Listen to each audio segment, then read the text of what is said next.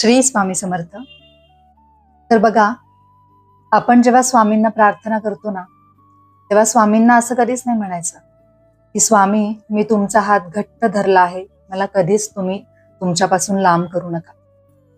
कारण आपण जेव्हा स्वामींचा हात धरतो ना, तेव्हा एखाद्या लहान मुलाप्रमाणेच, लहान मूल जसं आपल्या आई वडिलांचा हात धरून एखाद्या जत्रेत किंवा एखाद्या गर्दीच्या ठिकाणी जातं आणि जाता जाता त्याला जेव्हा खेळणी किंवा काही वस्तू दिसली तर ते आई वडिलांचा हात सोडून गर्दीमध्ये कुठंतरी निघून जातं.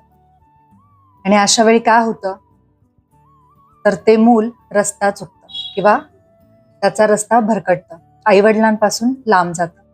तसंच काहीसं आपलं सुद्धा असतं.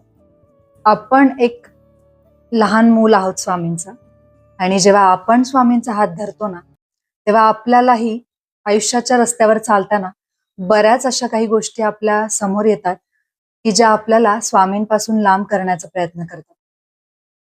पण त्यासाठीच आपण स्वामींना प्रार्थना करताना प्रार्थना करायची की स्वामी, तुम्हीच माझा हात घट्ट धरून ठेवा, जेणेकरून तुमच्यावर माझा एवढा विश्वास आहे की तुम्ही माझा हात कधीच सोडणार नाही आणि तुम्ही मला तुमच्या चरणाशी कायम ठेवाल.